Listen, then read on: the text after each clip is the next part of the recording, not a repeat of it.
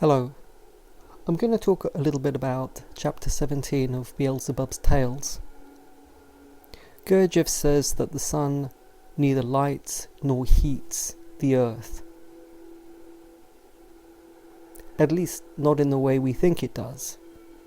He says that human beings have the impression that the light and heat that we experience on the earth is sort of delivered from the sun to the earth, ready-made, with no hokey-pokey about it. He says that is not the case at all, and that human beings have lost the instinctive sensing of reality. What does he mean? What does he mean? It's May on the south coast of England, and it is bright outside. It is so bright. If you really try to contemplate what is happening, the amount of light that is outside in the daytime is huge. If you try to recreate that in a park, if you wanted to replicate the sun's light, the amount of light is absolutely extraordinarily large. It's not like a bright torch lighting something up. There is a huge volume of light. Does it really come from the sun? The sun that is so very far away. Sometimes I look at the sun. I look at the sun with my eyes. That small disk about the size of my fingernail. It is bright, but I can look at it with my naked eyes, at least for a short time. It doesn't hurt really, as long as I'm careful. It's a very long way away, and although it's bright, can such a small spot of light really create the vast amount of flowing lux that is occurring in the atmosphere? I somehow doubt it.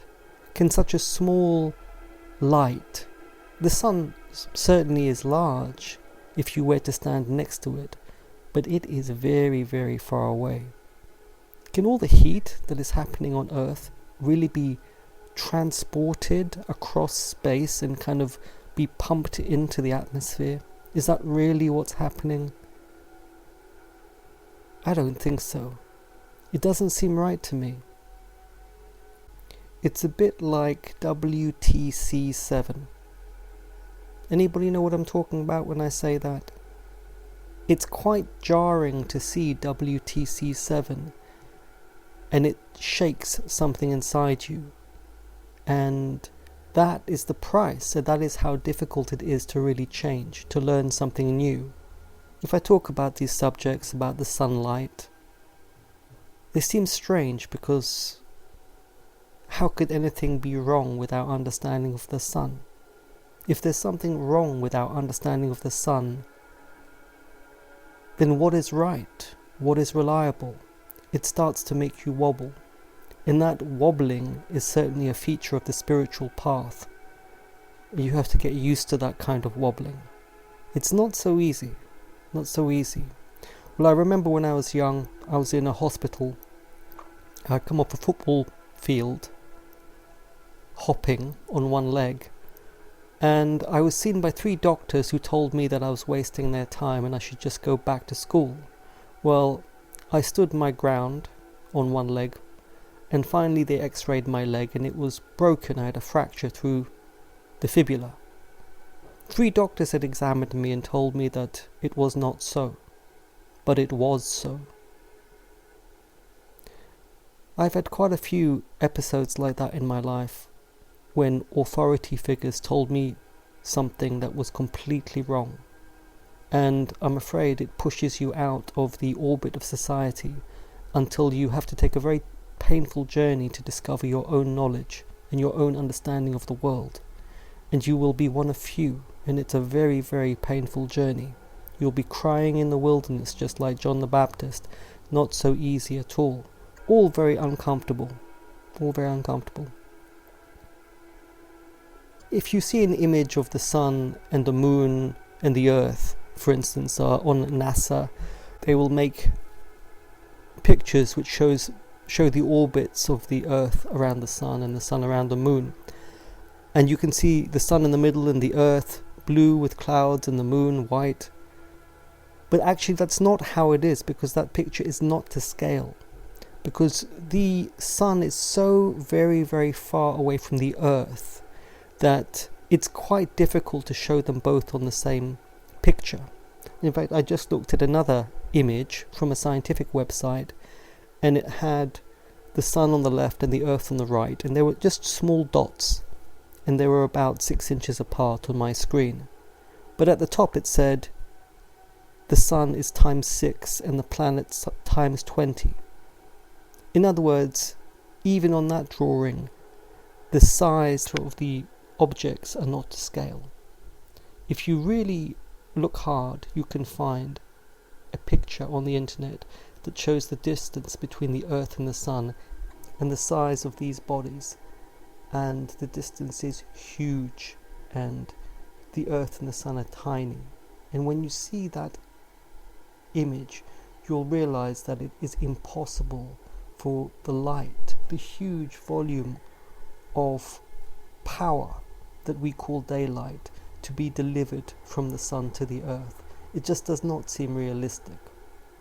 Gurdjieff says that everything in nature is undergoing reciprocal maintenance, that there is an energetic transformation in the line of involution or in the line of evolution, but there is a continuous energetic transmutation.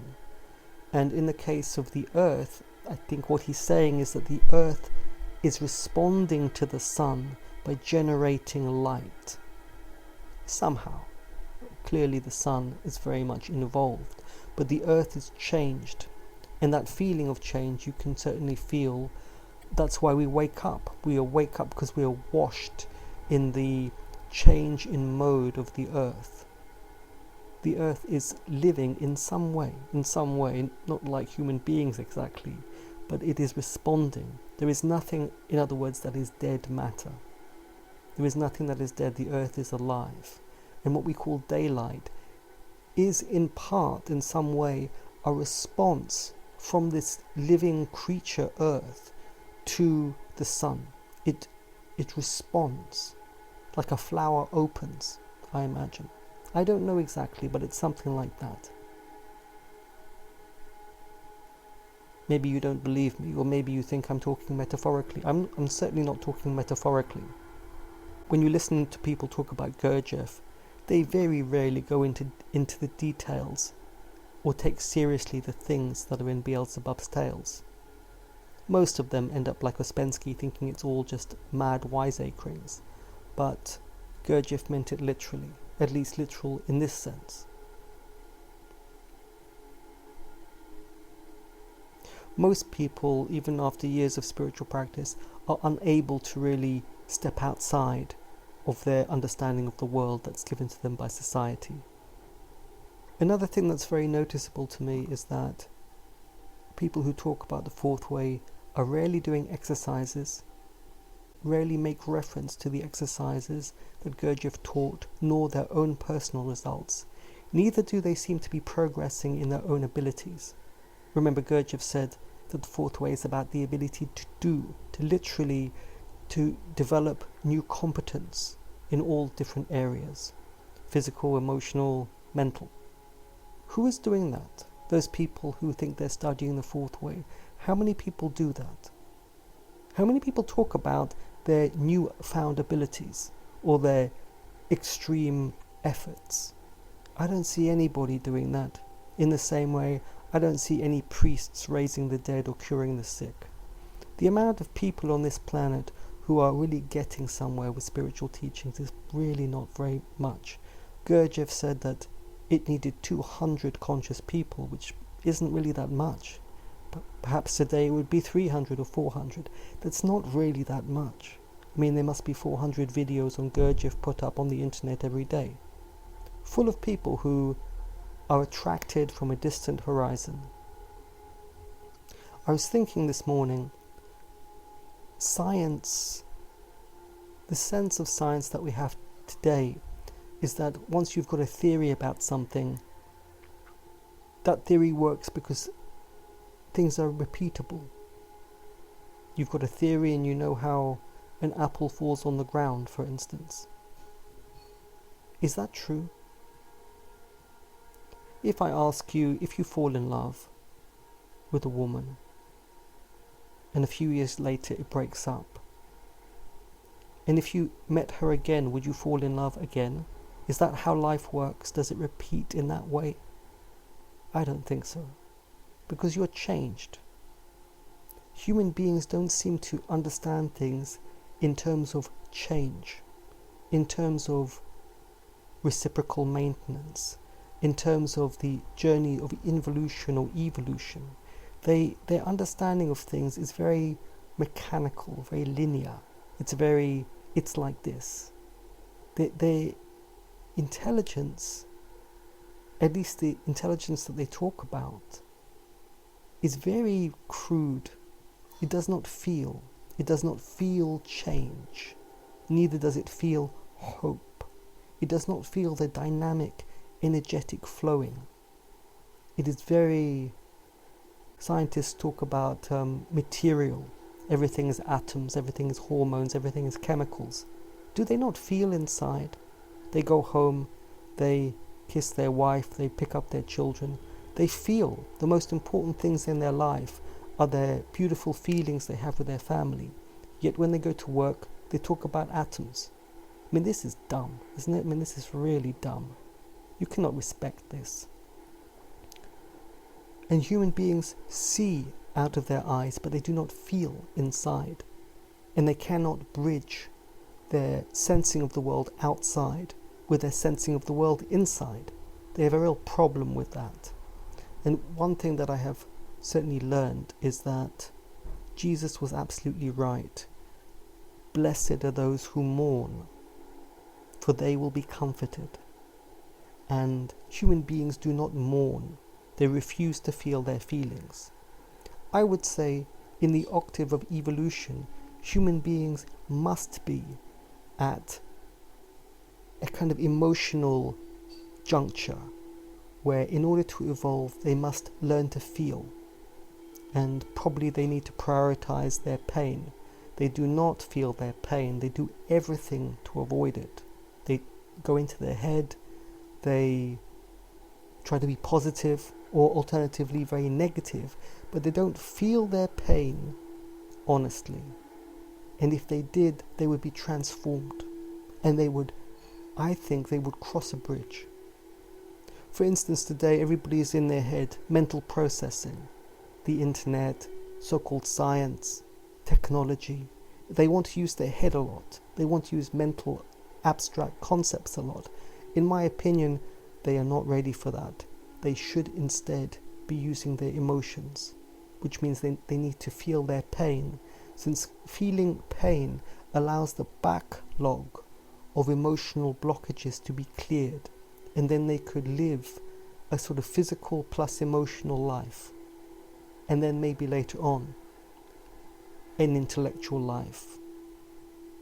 Probably the meaning of Jesus on the cross is you're looking at a man who suffers, and the message to you is, don't you realize you're suffering? Don't you realize you're hurting inside? Stop and feel it and be honest and be sincere. If you don't do that, how can you help anybody? How can you know anything? That's where you are. That's where the whole species is.